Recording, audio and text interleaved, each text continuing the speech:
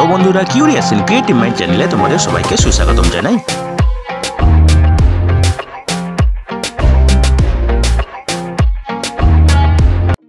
Hello বন্ধুরা, তোমরা সবাই কেমন আছো? আশা করি তোমরা সবাই ভালো আছো। তো আমরা আজকের এই ভিডিওতে পশ্চিমবঙ্গের আলিপুর জেলায় সরকারি নিয়োগের ব্যাপারে আলোচনা করব। তো বন্ধুরা, এই নিয়োগের সমস্ত খুঁটিনাটি তোমাদের দেখাবো, বলবো, তোমরা দেখতে থাকো যাতে তোমরা কোনো কিছু মিস না করো। তো বন্ধুরা, এই নিয়োগের মেমো নম্বর হলো DHNFWA/APD/2023-24/নম্বর 1199 এবং এটি বেরিয়েছিল ফেব্রুয়ারির 23 তারিখে। তো বন্ধুরা দেখো, এখানে নিয়োগ করা হবে আলিপুরদুয়ারের বিভিন্ন স্বাস্থ্যকেন্দ্রে এবং এই নিয়োগগুলি হবে কন্ট্রাকচুয়াল ভিত্তিতে, চুক্তিভিত্তিক নিয়োগ হবে, ঠিক আছে, বিভিন্ন পজিশনে। এবং তোমাদেরকে এখানে অনলাইন আবেদন করতে হবে এই ওয়েবসাইটগুলোতে গিয়ে, যেগুলো হলো www.wbhl.gov.in অথবা alipurduar.gov.in, ঠিক আছে। তো চলো এবার দেখি কী কী ভ্যাকেন্সি আছে। তো দেখো, এখানে প্রথম যে পদটা আছে সেটা হচ্ছে ডিস্ট্রিক্ট ম্যানেজার কোয়ালিটি মনিটরিং, ঠিক আছে, একটাই ভ্যাকেন্সি আছে জেনারেল ক্যাটাগরির জন্য, ঠিক আছে। এরপরে দেখো মাল্টি রিহ্যাবিলিটেশন ওয়ার্কার, এখানে 4টি ভ্যাকেন্সি আছে, জেনারেল জন্য একটি, এসসি জন্য একটি, এসটি জন্য একটি এবং ওবিসি এ একটি। ডিস্ট্রিক্ট পিপিএম কোঅর্ডিনেটর এনটিইপি একটা ভ্যাকেন্সি আছে জেনারেল ক্যাটাগরির জন্য, ঠিক আছে। এবং দেখো অপথ্যালমিক অ্যাসিস্ট্যান্ট একটা ভ্যাকেন্সি আছে এসটি ক্যাটাগরির জন্য, ঠিক আছে।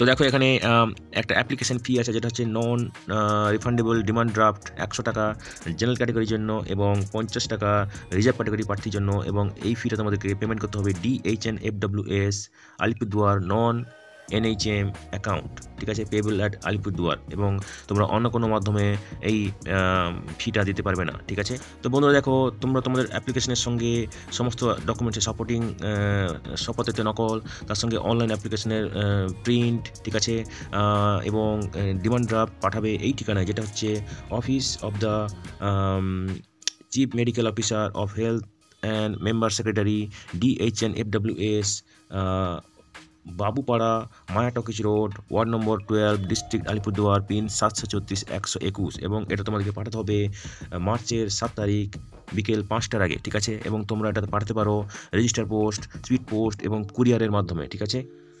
তো প্রথম যে পোস্টটা হচ্ছে সেটা হচ্ছে ডিস্ট্রিক্ট ম্যানেজার কোয়ালিটি মনিটরিং। এখানে আপার এজ লিমিট হচ্ছে 40 বছর, বেতন হবে 35,000 টাকা প্রতি মাসে, ঠিক আছে। এখানে যোগ্যতা লাগবে স্ট্যাটিস্টিক্সে স্নাতক হতে হবে এবং তার সঙ্গে গুড একাডেমিক রেকর্ড থাকতে হবে কোনো স্বীকৃত প্রতিষ্ঠান থেকে, ঠিক আছে।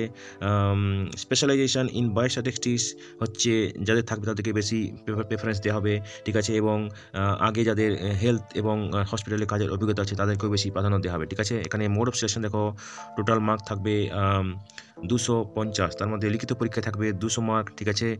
কম্পিউটার স্কিল টেস্ট থাকবে 40 মার্ক এবং ইন্টারভিউ থাকবে 10 মার্ক, ঠিক আছে। এবারে দেখো মাল্টি রিহ্যাবিলিটেশন ওয়ার্কারের ক্ষেত্রে মিনিমাম বয়স 21 বছর, ম্যাক্সিমাম বয়স 40 বছর, বেতন হবে 18,000 টাকা প্রতি মাসে। এখানে যোগ্যতা লাগবে ফিজিওথেরাপিতে স্নাতক ডিগ্রি, ঠিক আছে, এবং তার সঙ্গে 2 বছরের কাজের অভিজ্ঞতা কোনো হসপিটালে, ঠিক আছে। এখানে মোড অফ সিলেকশন দেখো, টোটাল মার্ক থাকবে 50, ঠিক আছে। এই 50-এর মধ্যে ক্লাস 10-এর জন্য 10 মার্ক, ক্লাস 12-এর জন্য 10 মার্ক, ফিজিওথেরাপিতে স্নাতক ডিগ্রি 10 মার্ক, মাস্টার ডিগ্রি থাকলে এক্সট্রা 5 মার্ক পাবে, ঠিক আছে। এবং তার সঙ্গে থাকবে অভিজ্ঞতার জন্য 10 মার্ক, ঠিক আছে। 5 বছর বা তার বেশি অভিজ্ঞতা গভর্নমেন্টে থাকলে 10 এবং প্রাইভেটে থাকলে 5, ঠিক আছে। 2 বছর বা তার বেশি 2 বছর বা তার কম গভর্নমেন্টে থাকলে 4, প্রাইভেটে থাকলে 2 এবং ইন্টারভিউর জন্য 5 মার্ক।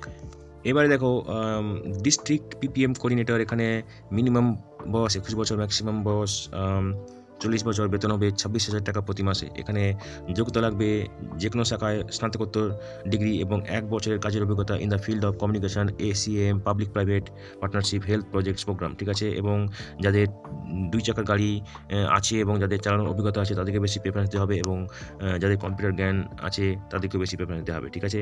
তো দেখো, এখানে প্রেফারেবল ক্রাইটেরিয়া হচ্ছে যাদের social science, mass media communication, rural development advocacy পার্টনারশিপে সার্টিফিকেট, ডিপ্লোমা ডিগ্রি, স্নাতকোত্তর ডিগ্রি আছে তাদেরকে বেশি প্রাধান্য দেওয়া হবে, ঠিক আছে। এখানে মোড অফ সিলেকশন দেখো, টোটাল আছে 50 মার্ক, তার মধ্যে ক্লাস 10-এর জন্য 5 মার্ক, ক্লাস 12-এর জন্য 5 মার্ক, স্নাতকের জন্য 5 মার্ক, স্নাতকোত্তর ডিগ্রির জন্য 15 মার্ক, সার্টিফিকেট ডিপ্লোমা থাকলে মাস মিডিয়া সোশ্যাল সায়েন্সে 5 মার্ক, ঠিক আছে। এবারে অভিজ্ঞতার জন্য 10 মার্ক এবং কম্পিউটার টেস্ট থাকবে 5 মার্ক, ঠিক আছে। অপথ্যালমিক অ্যাসিস্ট্যান্টের ক্ষেত্রে মিনিমাম বয়স 18, ম্যাক্সিমাম বয়স 40 বছর, বেতন হবে 18,000 টাকা প্রতি মাসে। এখানে যোগ্যতা লাগবে উচ্চ মাধ্যমিক পাশে থাকতে হবে ফিজিক্স, কেমিস্ট্রি, বায়োলজি নিয়ে, তার সঙ্গে থাকতে হবে 2 বছরের diploma in paramedical ophthalmic assistant course অথবা 2 বছরের diploma course in optometry and ophthalmic technique, ঠিক আছে, যেটা গভর্নমেন্ট অফ ওয়েস্ট বেঙ্গল দ্বারা স্বীকৃত কোনো প্রতিষ্ঠান থেকে থাকতে হবে, ঠিক আছে। তো দেখো এখানে প্রেফারেন্সিয়াল ক্রাইটেরিয়া হচ্ছে যাদের 1 বছরের ট্রেনিং আছে আফটার ডিপ্লোমা কোনো গভর্নমেন্ট হসপিটাল অথবা প্রাইভেট ক্লিনিকে, ঠিক আছে, এবং যারা গভর্নমেন্ট হসপিটাল থেকে RIO এবং স্টাইপেন্ড নিয়ে পাস করেছে তাদেরকে বেশি প্রেফারেন্স দেওয়া হবে, ঠিক আছে। তো দেখো এখানে মোড অফ সিলেকশন কীভাবে হবে, ক্লাস 12 জন্য আছে 13 মার্ক, ডিপ্লোমা থাকলে 20 মার্ক, অভিজ্ঞতার জন্য 10 মার্ক, ইন্টারভিউতে 7, টোটাল হচ্ছে 50 মার্ক, ঠিক আছে।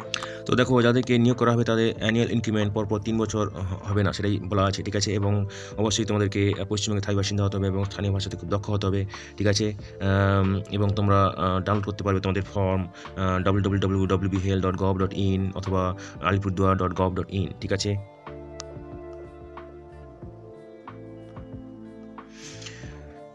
তো দেখো এখানে একটা ক্লারিফিকেশন আছে যে only offline application will be accepted, ঠিক আছে। তো সাধারণত যা হয় আমরা আগে দেখেছি, আগে অনলাইন অ্যাপ্লিকেশন করতে হয়, তার প্রিন্ট আউট নিয়ে সেটা পরে পোস্টে পাঠাতে হয়। তো এখানে এই ক্ষেত্রে কিন্তু কেবলমাত্র অফলাইনেই তোমাদেরকে আবেদন করতে হবে, ঠিক আছে।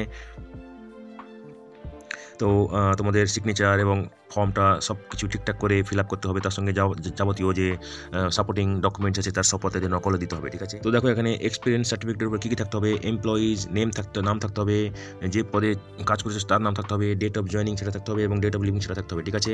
এবং যতদিন কাজ করেছে ডিউরেশন অফ এক্সপিরিয়েন্স থাকতে হবে এবং employer signature with date, name of work must be written clearly, otherwise experience certificate will not be treated as valid, ঠিক আছে। তো দেখো সিলেকশন টেস্টের জন্য কোনো DA দেওয়া হবে না, সবই নিজেকে বুঝতে হবে যদি ইন্টারভিউতে বা সিলেকশন টেস্টে তোমাদেরকে ডাকা হয়, ঠিক আছে। তো বন্ধুরা এটা দেখো তোমাদের অ্যাপ্লিকেশন ফর্ম্যাট, তোমাদের যদি এই অ্যাপ্লিকেশন ফর্ম্যাটটা দরকার পড়ে আমাদেরকে মেসেজ করতে পারো, আমরা তোমাদেরকে ইমেল করে দিতে পারি, অথবা তোমরা সংশ্লিষ্ট ওয়েবসাইটে গিয়েও ডাউনলোড করতে পারবে, ঠিক আছে।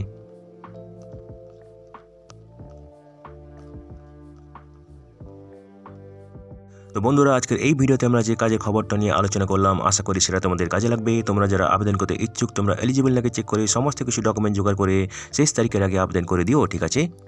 তো বন্ধুরা পাশে থেকেও দেখতে থেকো, আর ভিডিওটি ভালো লাগলে তবে একটা লাইক দেবে আর সাপোর্ট করবে, আর ভিডিওটি তোমাদের জানাশোনাদের সঙ্গে অবশ্যই শেয়ার করবে।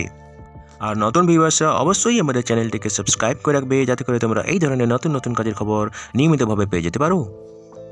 তো বন্ধুরা ভালো থাকবে, সুস্থ থাকবে, দেখা হবে তাহলে পরের ভিডিওতে আবার।